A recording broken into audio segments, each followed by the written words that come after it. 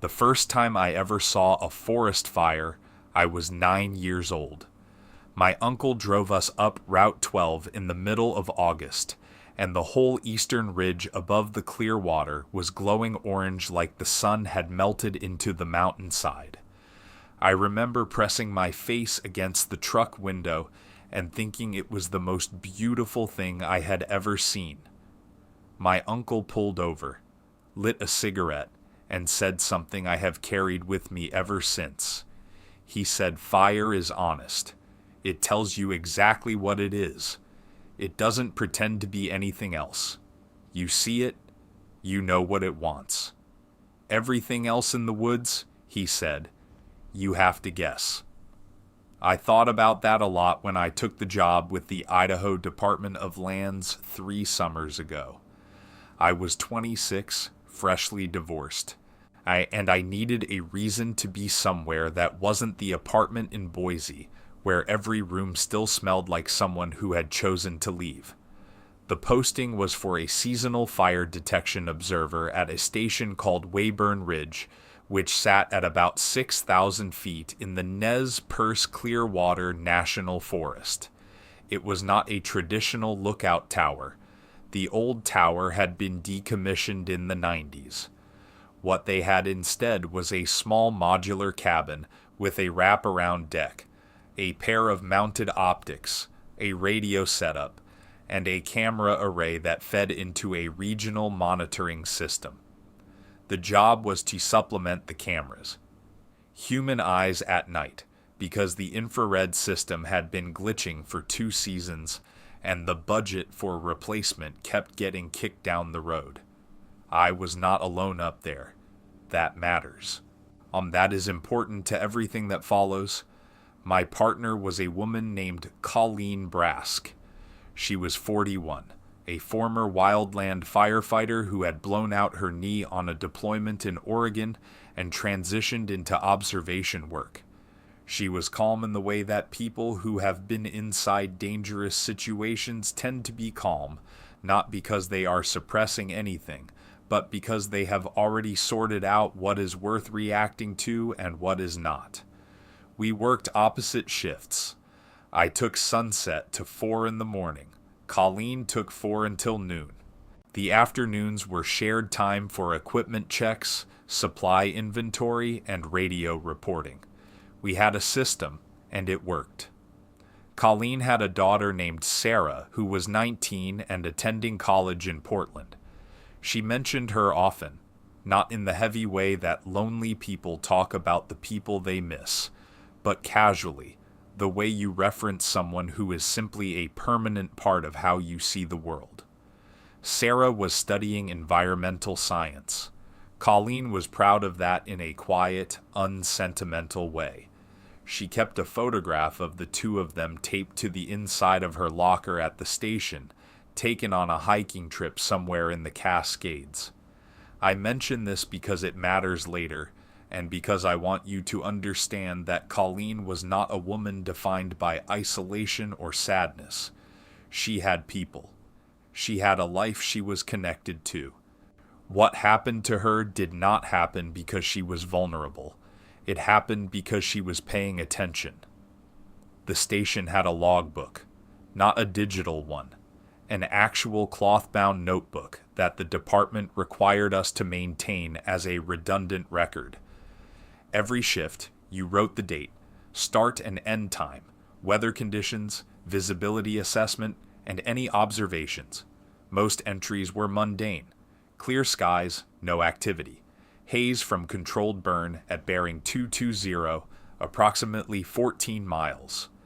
Electrical storm, northwest quadrant, no ground strikes confirmed. That kind of thing. The logbook went back 3 years, filled by whoever had held the posting before us. I read through it during my first week, partly out of boredom and partly because I wanted to understand the rhythms of the place, the way the mountain breathed through its seasons. That is how I found the first mention. It was an entry from the previous September, written by someone whose handwriting I did not recognize. The entry was brief and professional, like all the others, except for the final line. It read, "Anomalous light source observed at bearing 175, estimated 2 miles below ridgeline, intermittent, non-fire characteristics, duration approximately 40 minutes, no corresponding report from adjacent stations." I showed it to Colleen. She read it, shrugged, and said it was probably a hunter with a headlamp, or a reflection off standing water, or someone's campfire catching the mist at a weird angle. The forest is full of light sources if you are looking for them. I accepted that. I had no reason not to. The entry sat in my mind the way odd facts do, not as a warning but as a piece of trivia, something to think about during the long empty hours between midnight and dawn, when the only company you have is the sound of your own breathing and the occasional creak of the cabin settling against the wind. My 3rd week on the job was when I saw it for the first time. It was a Tuesday night in late June.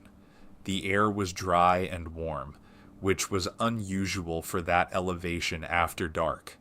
Visibility was excellent, maybe 30 miles to the south, where the terrain opened up into a broad valley dotted with the dark shapes of distant ridges. I was on the deck with binoculars, doing a standard sweep, working my way from west to east along the southern horizon the way Colleen had taught me, when I picked up a light at roughly the same bearing noted in that old logbook entry. South-southeast, below the ridgeline, deep in a drainage that I knew from the topographic maps was steep, heavily forested, and had no maintained trail access. The nearest road was 11 miles to the west. The nearest campground was 14 miles north. There was no reason for anyone to be down there. The light was white, not yellow like a campfire, not the amber flicker of a flame. White, steady, and cold, like an LED, except it was moving. It traveled laterally along the slope, threading between what I assumed were the trunks of old-growth ponderosa pines. It did not bob the way a handheld light does when someone is walking on uneven ground. It moved smoothly, at a consistent speed, as if it were mounted on a rail or suspended from a wire. Then it stopped, held its position for maybe 3 minutes, and went out. Not faded, not dimmed, just ceased, like a switch had been thrown. One moment there was light.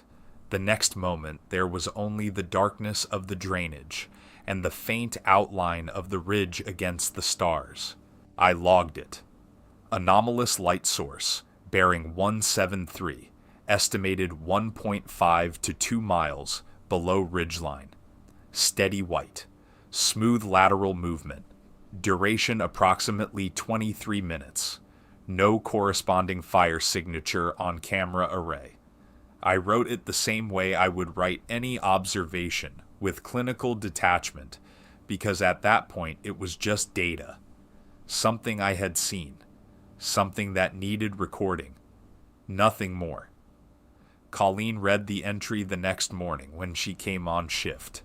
She did not shrug this time.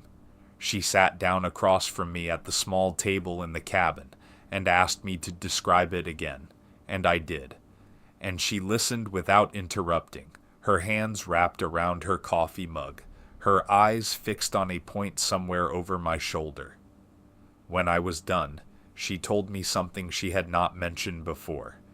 She said that the previous team, the ones who had staffed Weyburn Ridge the year before, had both requested transfers before the season ended.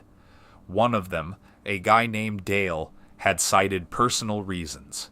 The other, a woman whose name Colleen did not remember, had filed a formal report with the district office describing repeated sightings of an unidentified light source in the southern drainage. The district office had sent a 2-person ground team to investigate. They hiked the drainage for 2 full days and found nothing. No campfire rings, no equipment, no trail evidence, no sign of human presence at all. The report was closed as unsubstantiated. I asked Colleen why she had not told me this earlier. She said because she thought it was irrelevant until now. Then she paused for a moment and added something else. She said that when she had taken the posting, the district coordinator had mentioned, almost as an aside, that Weyburn Ridge had a higher turnover rate than any other seasonal station in the region. 3 teams in 3 years, all requesting early reassignment. The coordinator had attributed it to the isolation. Colleen had accepted that explanation at the time. She was not sure she accepted it anymore. Over the next 3 weeks, I saw the light 6 more times. I logged every occurrence with the same clinical precision, noting the bearing, the estimated distance, the duration, the movement pattern, and the weather conditions. I was trying to find a correlation, some rational framework that would make the sightings ordinary. I thought maybe it was connected to atmospheric conditions, some kind of refraction or phosphorescent gas emission from the drainage floor. Colleen helped me cross-reference the sightings with humidity levels, barometric pressure, wind patterns, and even the phase of the moon. There was no correlation. The light appeared on dry nights and damp nights, in still air and in wind, under clear skies and under cloud cover. The only consistency was the location. It was always in that same drainage, always below the ridgeline, and always between the hours of 11 at night and 2 in the morning. It kept to its schedule the way a living thing keeps to its habits. The 7th time I saw it, Colleen was awake. She had come out to the deck because she could not sleep, which was unusual for her. She was someone who could drop into rest the way experienced field workers can, efficiently and without ceremony. But that night she was restless, and she came out with the blanket around her shoulders and sat in the folding chair next to mine. We watched it together, passing the binoculars back and forth, and for the first time I felt something other than curiosity. I felt uneasy, because this time the light did something different. It stopped its lateral movement, held position for about 30 seconds, and then began to move uphill, toward us. The distance was significant. Even moving uphill at a steady pace, whatever was carrying that light would have needed hours to reach our elevation. But the direction was unmistakable. It was climbing the slope on a line that pointed directly at Weyburn Ridge Station. Not generally uphill, not roughly toward us. Directly, as if it knew where we were, as if the cabin on the ridge was a destination it had chosen. We watched it for 45 minutes. It gained maybe a quarter mile of elevation before it stopped, and went out the same way it always did, instantaneously. The slope returned to darkness, so complete it looked like the light had never been there at all. Colleen and I sat on the deck for a long time after that without talking. The wind had died completely, which happens sometimes at that altitude in the hours before dawn, and the silence was so thorough I could hear the blood moving in my own ears. Then she said we should report it to the district office. I agreed. We filed the report the next morning over the radio. The district ranger, a man named Huerta, listened patiently. He said he would make a note of it. He asked if we felt it represented a fire risk. I said no. He asked if we felt it represented a safety risk. I looked at Colleen.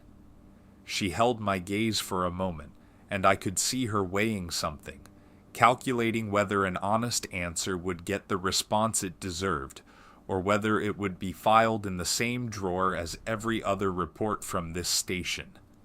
She shook her head. I said no. Huerta said to keep logging it and let him know if anything changed.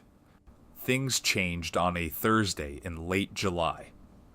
That evening, before my shift started, Colleen and I were doing our afternoon equipment check.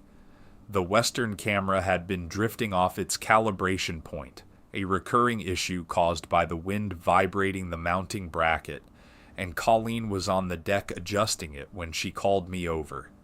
She was not looking at the camera anymore. She was looking downhill, toward the tree line about 200 yards below the station, where the maintained clearing around the cabin gave way to dense forest. There was a mark on one of the trees at the edge. We hiked down together to look at it. Someone had stripped a vertical section of bark from a lodgepole pine. The exposed wood beneath was pale and fresh, still damp with sap. The strip was about 4 feet long and maybe 3 inches wide, running straight up the trunk at roughly head height. It looked deliberate. Not an animal mark, not storm damage, not the scarring pattern left by a lightning strike. A clean, intentional removal of bark. And on the exposed wood, someone had drawn a vertical line in what appeared to be charcoal. Just a single black line, top to bottom, drawn with enough pressure to embed the pigment into the grain. We checked the surrounding trees. We found 3 more, all within a 50-yard stretch of the tree line, all on trees facing uphill toward the station, all identical. A stripped section of bark with a single charcoal line on the exposed wood. Colleen knelt beside one of them and examined the base of the tree for footprints or disturbance in the duff. The ground was undisturbed. Whatever had made these marks had left no trace of its passage except the marks themselves. This time, when we called Huerta, I said yes, it represents a safety risk. He dispatched a 2-person ranger team that arrived the following afternoon by helicopter. They examined the marks, took photographs, collected samples of the charcoal residue, and hiked a perimeter sweep around the station out to a half-mile radius. They found no other marks, no footprints, no camp signs, no trash, no tool marks on the ground. One of the rangers, a young woman named Tess, told me privately that the marks did not match any known trailblazing system she was aware of. She said they looked systematic, purposeful.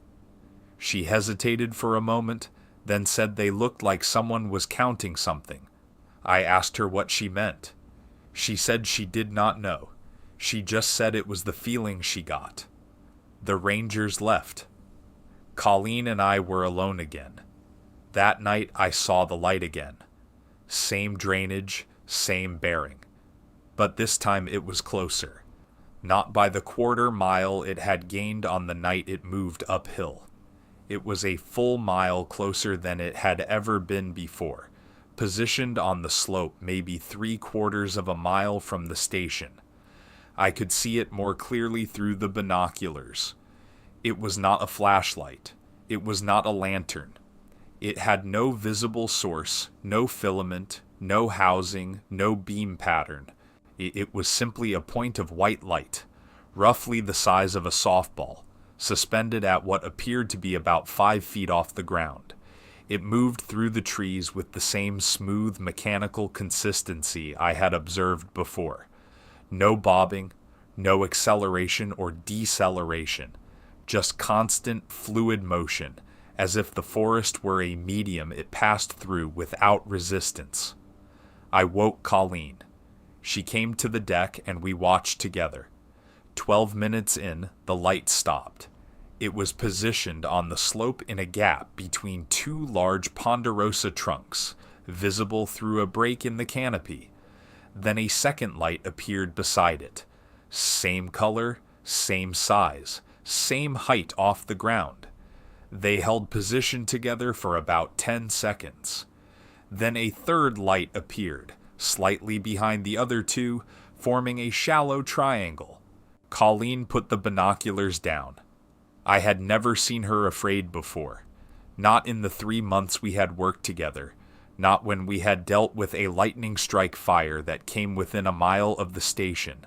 not when a black bear had gotten into the supply shed, and she had chased it out with the broom handle and some creative language.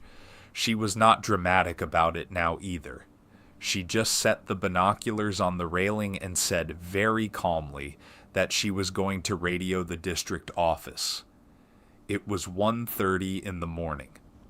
She raised the overnight dispatcher and reported multiple unidentified light sources approaching Weyburn Ridge Station from the south. The dispatcher asked if we were requesting emergency extraction. Colleen looked at me. I looked at the lights. There were now 5 of them. They're arranged in a loose cluster on the slope below, all stationary, all silent, all casting that cold white illumination that fell on the trunks around them without creating shadows. I said not yet. That was a mistake. Not because anything attacked us that night. Nothing did. The lights held their position for another hour and then went out, all at once, like a circuit being broken, and the darkness swallowed the slope so completely that it was as if the forest had closed a door. But it was a mistake because I said not yet for the wrong reason. I said it because I wanted to understand what I was seeing. I wanted to be the person who solved it, who found the rational explanation that would make this into a story about atmospheric phenomena or geological curiosity instead of whatever it was actually becoming. And in wanting that, I made a decision for Colleen that I had no right to make. She did not argue with me in the moment, but the next morning, over coffee, she told me clearly and without anger that if I ever overrode her judgment on a safety call again, she would hike out and leave me there alone. She said it the way she said everything, plainly and with precision, and I understood that she meant it. She was right. I told her so. I told her I was sorry. She nodded and poured me more coffee, and that was the end of it between us, but it was not the end of it inside me. I carry that moment. I will carry it for a long time. We filed a detailed report. Huerta escalated it to the forest supervisor's office. A 4-person investigation team was scheduled to come out the following week. In the meantime, we were instructed to continue our shifts, but to stay inside the cabin between midnight and 4 in the morning with the door locked. Do not go on the deck. Do not use external lighting. Monitor the cameras from inside. I followed that instruction for 2 nights. On the 3rd night, the instruction became irrelevant. Because on the 3rd night, the lights came to the clearing. I was inside. The deck lights were off because they interfere with the camera array. I was monitoring the feeds on the laptop, cycling through the 4 cardinal cameras on a 5-second rotation when the south-facing camera whited out. Not static, not malfunction. The image was flooded with white light, so bright that the exposure compensation could not adjust for it. I switched to the west camera. Normal. In showing the dark outline of the ridge against a sky full of stars. East camera. Normal. North camera. Normal. South camera. Solid white, featureless, like staring into a fluorescent bulb. I went to the window on the south side of the cabin and looked out. The clearing was illuminated, not from above like moonlight or an aircraft spotlight, from within. There were lights in the clearing, dozens of them, hovering at that same 5-foot height, motionless, arranged in a pattern I could not immediately parse. They cast no shadows.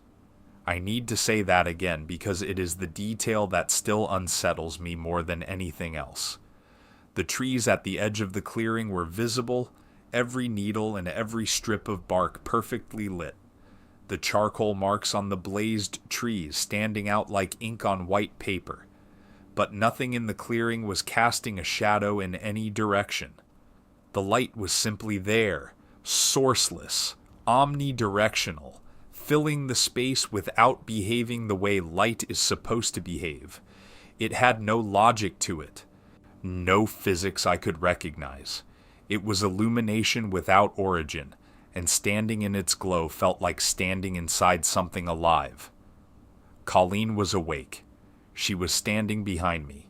I could hear her breathing, steady but shallow, the controlled breath of someone managing their own nervous system through discipline. She said, without me asking, that she had already radioed the dispatcher. Extraction was being coordinated. A helicopter could reach us by dawn. She said it factually, like a status report, and I was grateful for that because it meant at least one of us was still functioning inside the framework of procedure and protocol. We stood at that window for over an hour. The lights did not move. They did not flicker. They made no sound. The forest beyond the clearing was utterly silent. No insects, no wind, no owls, and no rodents in the brush, no creak of branches.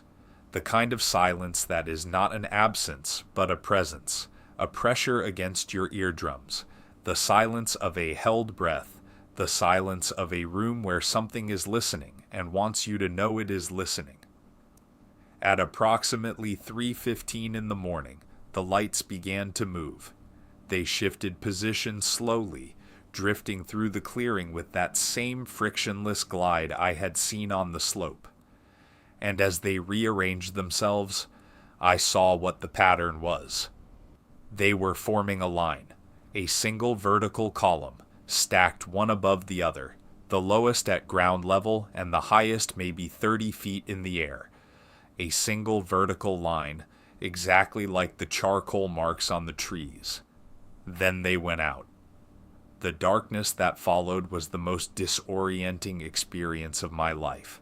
My eyes had spent over an hour adjusted to that white light, and when it vanished, I was effectively blind. The cabin, the clearing, the forest, the sky, everything collapsed into a single undifferentiated blackness. Colleen grabbed my arm. We stood in the dark cabin, holding on to each other like two people on a ship that has lost its bearings, waiting. Neither of us spoke. There was nothing to say that would have been useful. Language felt small. Whatever was out there in that clearing did not operate inside the same system as language. Dawn came. The helicopter came with it, the sound of its rotors the most beautiful thing I had ever heard, more beautiful even than that fire on the ridge when I was 9. We were extracted to the McCall district office by 8 in the morning. I remember looking down at the station from the helicopter as we pulled away, the cabin small and neat in its clearing, the dark line of the tree line below it, and thinking that from above it looked like nothing, just a building on a hill. You would never know. The investigation team went up to Weyburn Ridge that same day. They spent 4 days at the station and in the surrounding forest. Their report, which I obtained a copy of through a formal records request the following year, was thorough and unsatisfying. They found the bark marks, which they documented and photographed. The charcoal residue was analyzed and found to be standard wood charcoal, the kind produced by any campfire, with no unusual chemical signature. They found no footprints, no equipment, no light-producing devices, no chemical residue in the clearing, no burn marks, no electromagnetic anomalies on the instruments they brought. They interviewed Colleen and me separately in different rooms at the McCall office, and our accounts matched in every significant detail. The investigation was classified as inconclusive, and the report recommended upgrading the camera system to include full-spectrum recording capability and assigning a third observer to the station for the following season. Inconclusive. 4 days of investigation, 2 eyewitnesses with matching testimony, physical evidence on the trees, a camera whiteout logged in the digital system with the timestamp, and the official conclusion was inconclusive. I do not blame them. I understand that there is no institutional vocabulary for what we saw. There is no form to fill out, no category to check, no protocol for lights that move without a source and cast no shadows and arrange themselves into symbols on your doorstep. Inconclusive was the only honest word they had. Here is the part that matters. Here is why I am telling this to Colleen's daughter, not to a camera, and not to a message board, and not to the comments section of a website where strangers collect stories like trading cards. After the extraction, Colleen and I were reassigned to separate stations for the remainder of the season. I went to a post near Grangeville, a quiet station with a 2-person team and an unobstructed view of wheat fields to the west. She went to a detection station in the Bitterroot Range, across the Montana border. We stayed in touch by phone for a few weeks. She was steady. She sounded like herself. She told me the Bitterroot station was quiet and boring and exactly what she needed.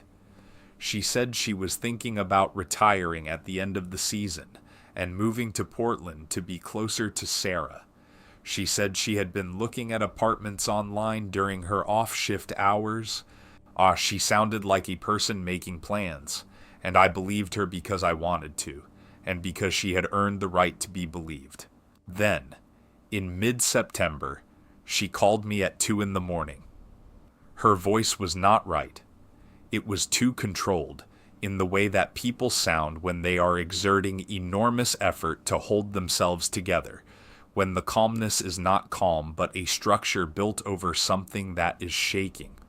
She said she needed to tell me something and she needed me to not interrupt until she was finished. She said the lights were at her station. She said they had been there for 3 nights. She said they were in the trees below the ridge, moving in the same pattern at the same time of night, exactly as they had at Weyburn Ridge. She said she had not reported it to the Bitterroot District Office because she was not sure anyone would take it seriously, and she could not bear to hear the word inconclusive again. Yes, she said she had set up her personal camera on a tripod at the window and recorded 40 minutes of footage on the second night. She said she had reviewed the footage and the lights were visible on the recording. Clear, white, unmistakable. Proof, she said. Proof that it was real and that it had followed her. I asked her to send me the footage. She said she would. I asked her if she wanted me to drive out there. She said no. She said she just needed someone to know. She did not send the footage. When I called her the next evening, she did not answer. I called twice more that night, and once in the morning. Nothing. I called the Bitterroot District Office. They told me Colleen had requested an immediate personal leave and had hiked out to the trailhead the previous day. Her vehicle was no longer at the staging area. They had not heard from her since. They did not sound concerned. People take leave. People drive home. It is not unusual. I drove to her apartment in Missoula. It took me 5 hours over mountain roads with the autumn light going flat and gray around me. When I got there, her truck was in the lot. Her apartment door was unlocked. Her gear was inside, her boots by the door, her phone on the kitchen counter with 11% battery remaining, and her camera on the table by the window. I turned the camera on and navigated to the video files. The most recent recording was dated 4 days earlier. I played it. The footage showed the tree line below her station at night, filmed from a window. The quality was decent, good enough to see individual trunks and branches in the ambient starlight. For the first 12 minutes, nothing happened. Just the static image of a dark forest at night. the faint shape of the ridgeline against the sky, the occasional movement of a branch in the wind. Then, at the 13-minute mark, a light appeared between the trees, white, steady, cold. Then another, a few yards to the right of the first.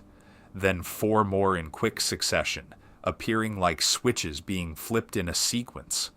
They moved in the pattern I recognized, smooth, mechanical, deliberate. They arranged themselves into a vertical line, held the formation for maybe 90 seconds, and then went out. The camera kept recording. In the dark, for about 30 seconds, there was nothing. No sound, no movement, just the black rectangle of a forest at night captured on a digital sensor. Then Colleen's voice, off-screen, close to the microphone, quiet but perfectly clear. She said something. I had to replay it 3 times to make it out, not because the audio was poor, but because my hands were shaking and I kept bumping the playback controls. She said, "I think they're counting us." That was the end of the recording. The file stopped. There were no further recordings on the camera. Colleen's truck is still registered in Missoula. Her personal belongings are in a storage unit that I pay for because Sarah is in college and should not have to think about storage fees on top of everything else. The missing persons case is open and active with the Missoula County Sheriff's Office. A search teams covered the area around the Bitterroot Station extensively, including a K-9 unit and a volunteer grid search, and found nothing. No tracks, no clothing, no equipment, no remains, no sign that anyone had walked out of that station in any direction. I am telling you this, Sarah, because you deserve to know what your mother was doing, and what she saw, and what kind of person she was in those last weeks. She was not losing her mind. She was not careless. She was the most competent, clear-headed person I have ever worked with in the field. And she was scared. And she was right to be scared. And I should have driven to that station the moment she called me instead of sitting in my safe, quiet post near Grangeville asking her to send me footage like it was evidence for a puzzle I was still arrogant enough to think I could solve. I do not know what the lights are. I do not know what they were counting or why they followed her, specifically from one station to another, 200 miles away. I do not know if they would have followed me too if I had stayed in the same forest. I do not know if observation is what drew them or if they were always there, and observation is simply what allowed us to see them, and once you see them, they know you can see them, and that knowing changes the relationship into something else entirely. I left the department at the end of that season. I work in Boise now, at a desk, in a building with fluorescent lights that behave exactly the way lights are supposed to behave. I do not go into the forest. I do not hike. I do not camp. I do not drive mountain roads after dark. But I need to tell you one more thing, and I need you to hear it the way your mother would have said it, plainly and without drama, because it is the truth. 3 weeks ago, I was in my apartment, in the city, on the 4th floor, nowhere near a tree line or a ridge or a national forest. The nearest wooded area is a city park 6 blocks away with ornamental maples and a paved walking path. I woke up at 2 in the morning because the bedroom was bright. Not daylight bright. White bright. Cold bright. The particular quality of light that I had seen on Weyburn Ridge, that I had seen on the footage from Colleen's camera, that I would recognize anywhere for the rest of my life the way you recognize a voice or a smell that has been burned into the deepest part of your memory. I went to the window and looked down at the parking lot. There was a light in the parking lot. One single point of white light, hovering at about 5 feet off the ground, motionless in the space between two parked cars. It cast no shadow on the asphalt. It made no sound. The street beyond the lot was empty. It's the streetlights burning their ordinary orange, the traffic signals cycling through their colors for no one. And in the middle of that ordinary urban night, there was a light that did not belong, that had no source, that simply existed in a space where it should not have been. It stayed for maybe 10 seconds. Then it went out. I have not slept through the night since. Your mother was trying to understand what she was dealing with. She was systematic and brave, and she did not panic. Whatever these things are, she faced them clearly and with her full intelligence, the way she faced everything. I want you to know that about her. I want you to know that the last time I heard her voice, she was not afraid. She was thinking. She was still trying to solve it, still believing that understanding was a form of protection. And I want you to know this. If you ever see a light that does not behave the way light should, a light that moves without a source and makes no shadow and carries that silence with it, the silence that presses against your ears like water, you do not watch it. You do not film it. You do not try to understand it. You leave. Immediately. Because your mother and I both made the same mistake. We thought observation was neutral. We thought that watching something meant you were separate from it. That the act of seeing was passive. That you could witness without participating. We were wrong. Watching was participation. And whatever is out there, whether it lives in the trees or in the drainage or in some space that only overlaps with ours, at certain hours of the night, it counts the people who participate. I think the number matters to it. I think when the count is complete, it collects. Your mother's count came first. I think mine is next. I think it has been next for a while. I do not want to know what the number is. But I think, Sarah, that it does. And I think it is almost finished counting. Remember, some places don't want you to leave. Thanks for watching the video.